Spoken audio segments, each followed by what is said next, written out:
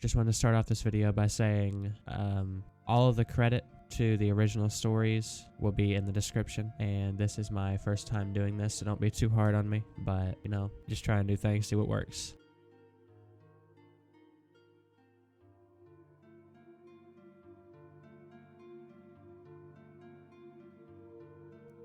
Sleep paralysis turned real. About 3 years ago, I went to visit some relatives across the pond in England. I was originally going there for a surgery on a hernia, but I canceled that once I found out I'd have to stay over a month if I went under the knife, because potential complications if I was flying home after surgery. Anyway, I stayed in between Manchester and Liverpool, and I was in a previous relationship and wanted to go home, back to New York sooner than my departure date. I decided to book an earlier flight home, so I stayed at my uncle's house for the remaining days. My uncle was barely there. He was always at his girlfriend's house 15 minutes drive away. One of the last nights there, we all got drunk off our asses at the local pub before my uncle left with his girlfriend. I stumbled back to the house, literally as drunk as I probably have ever been. I started getting heartburn so bad that I couldn't sit still. I had a prescription for the codeine at the time, and my drunk mind had me take a couple pills.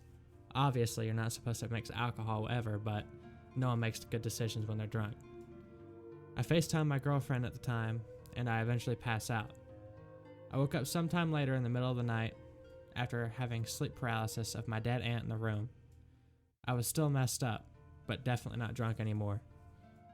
More so a drowsy high. I was sweating from being scared, and I felt around the wall for my phone, but it wasn't there. I turned on the light and jumped out of my skin as a crackhead woman was standing in the room holding my phone and my batch of codeine. My scream made them drop the phone, but they took the codeine and ran out the front door.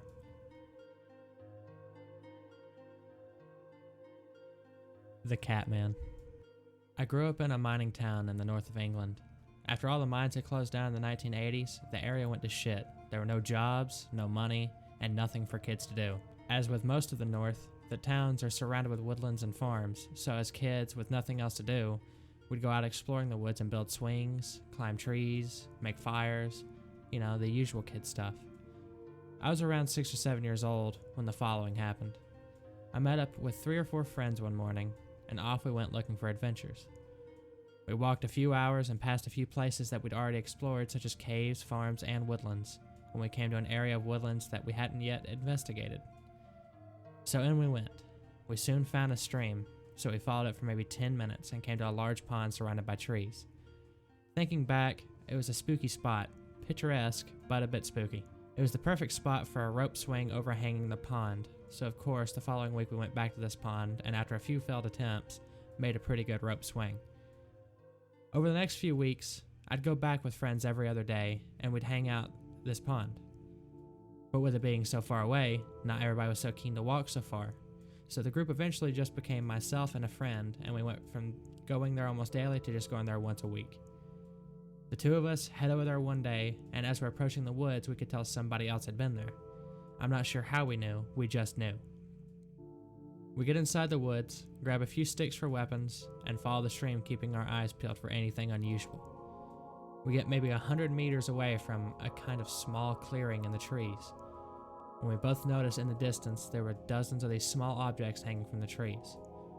We couldn't quite make out what they were, but from a distance they looked kind of doll-shaped.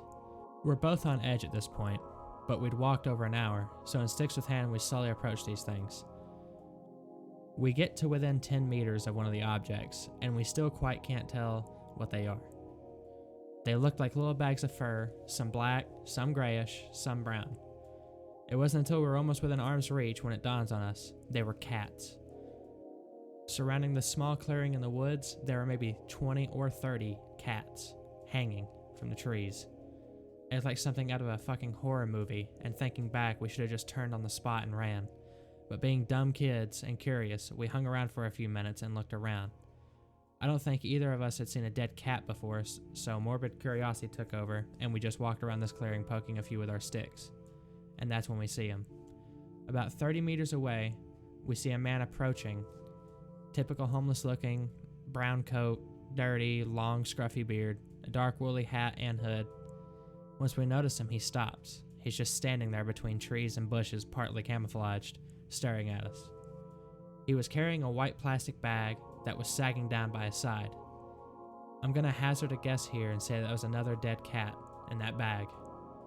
We stand frozen to the spot for maybe 10 to 20 seconds, not sure quite what to do yet, as he's just standing there, staring, not moving, just staring. My friend and I both nope out at this point and just start running as fast as we could, screaming. I looked back a few times and the man hadn't moved. He was just standing there facing us, watching as we ran for our stupid little lives. We get out of the woods and didn't stop running until we reached a busy road about 10 minutes away. We jogged the rest of the way home, barely stopping to catch a breath until we reached the safety of our neighborhood. We both went home and didn't see each other until the next day.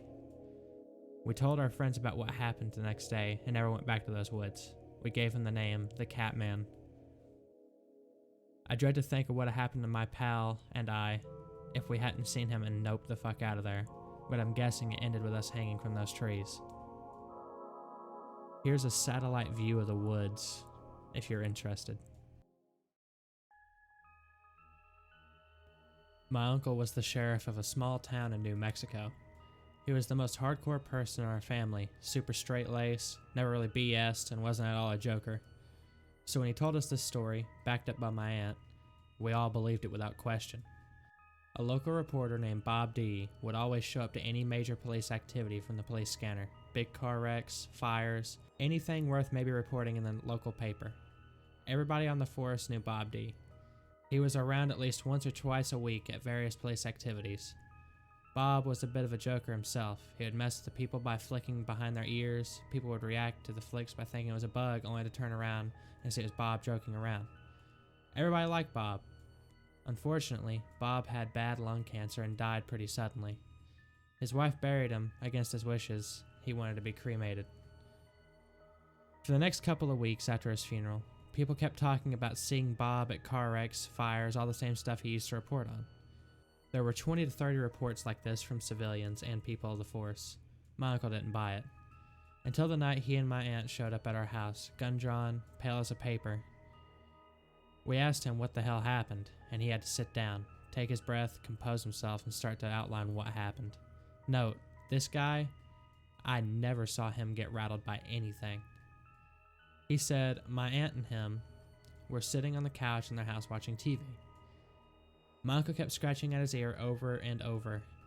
Finally, my aunt asked him what the problem was, and he turned around just in time to see their bedroom door open. Bob D. standing there in their doorway, clear as day. My uncle jumped up, cussed or something, got my aunt's attention, who turned to see him there too. As soon as they both made eye contact with him, Bob smiled, turned, walked across the living room and out their front door, and closed the door behind himself, and he was gone. My uncle got control of himself and ran outside, gun drawn, looking for Bob, but he was gone. At that point, they ran over to our place. We went over there and didn't see anything, but my aunt and uncle stayed at our place that night. At work the next day, all the guys in the force were giving my uncle lots of "we told you so." People around town said they saw Bob D. show up at police scenes for at least another 2 to 3 months. My dad saw him in our dark room in the basement with a friend, and he was flicking their ears in the dark. During the 3rd month, people saw him. He kept saying he was looking worse and worse. My uncle saw him 2 more times, each time confirming he was looking more and more worn. My dad had concluded that he was decomposing, and his ghost was reflecting that process. Every time my ear itches, I get goosebumps. I'm a 19-year-old French student, so please excuse my English. This event happened last week. I was heading to my apartment after seeing a friend. I took the tramway at 11:30 p.m. because I didn't feel comfortable walking at night. As soon as I sat, a man who was already sitting nearby came and sat in front of me. I had a very strange feeling about it, so I told my boyfriend by chat. Then I stood up to get out of the tram, but the man quickly got out after me. He was weirdly following me, not walking behind me, but next to me. I was getting very anxious, knowing something was wrong, so I continued to walk to the avenue I live in. I crossed the road, and he didn't, so I thought it was okay, but a few seconds after he crossed the road too, and was walking behind me. Then he passed me and was walking in front of me, so I thought I was just getting paranoid and that he was walking his way too. But near my building, he stopped and waited until I met him. He asked me if I had a boyfriend and all.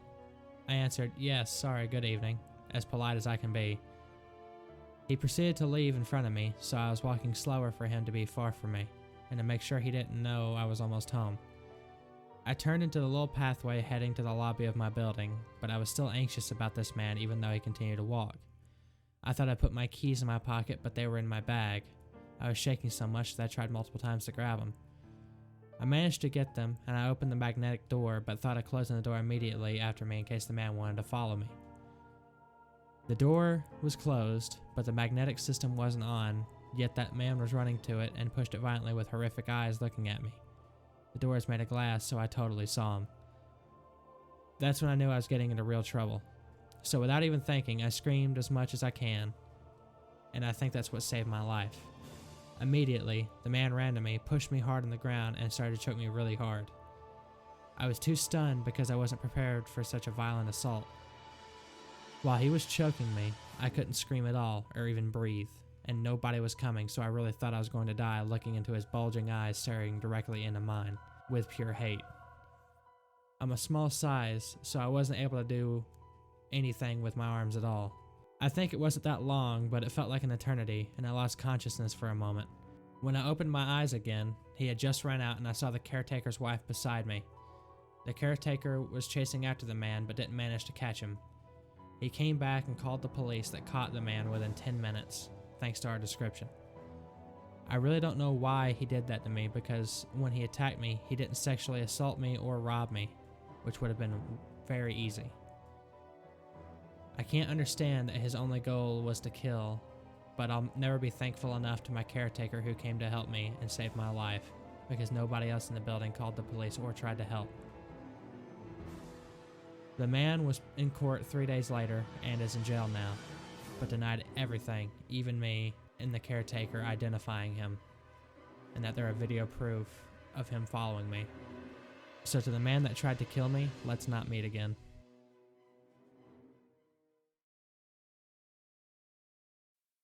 I worked as a police officer in a small town in rural Nebraska. Back in the 90s, I was patrolling through a town in winter. We had several abandoned houses in town, but one seemed to have the attraction of copper thieves, so we were told to keep an eye on it. Drove by it around 7 p.m. Since it sat on a corner lot, I had a clear view of all 4 sides of the house. As I drove around the corner, nothing looks out of the ordinary, but about 2 hours later I drive by again and the back door is wide open. I know that the back door was not open when I drove by it earlier. Looking at the snow on the ground around the house, there were no footprints. So I think, what the hell? Call dispatch, tell them I'm investigating an open door at that address, and ask for a county sheriff to start my way. I walk to the open door, pull out my flashlight, and shine it inside. The house has obviously been gutted for the most part. The plaster walls have been torn down, debris piles everywhere, since there were no footprints in the snow around the door other than mine, and with all the dust on the floor not showing any footprints. I chalk it up to the wind or maybe the door just opened on its own. I was about to secure the door when I heard a loud thump come from upstairs and what sounded like kids laughing. So I enter the house and yell out, "Police department, come downstairs." More of what sounds like kids playing. I tell dispatch that it sounds like there are kids in the house and start making my way through the kitchen into the living room where the stairs are. All the while, cautiously checking the main floor. 2 more times I hear something upstairs, but since I've had no response, I start thinking maybe it's an animal. Still, I hear what I'd swear was kids laughing. I head upstairs and it all gets quiet. The upstairs is relatively small with a hallway at the top of the stairs. There's one bedroom on the right, one straight ahead of the end of the hall, and a bedroom on the left. As I get to the top of the stairs, I hear a thump in the bedroom to the left. I carefully peek around the door, and it's an empty room with a small pile of plaster and wood debris in the middle. No kidding, sitting on top of the pile of debris was a page torn out of a child's book with a picture of a police officer on it. The hair stood up on the back of my neck. I got out of that room quickly. I cleared the other rooms and the upstairs and got out of there. Told dispatch nobody was in the house, locked the back door, and never went back in there again. Thank you for watching the video. I never thought I would make a video like this, but if you like it, leave a like. Lets me know that you want to see more. I'm definitely going to try to make the next ones I do better. It was hard trying to find stories for this that I haven't heard before, so these are kind of short, except for maybe one or two that are kind of on the short side, but besides that, thank you for watching, and I hope you have a great day.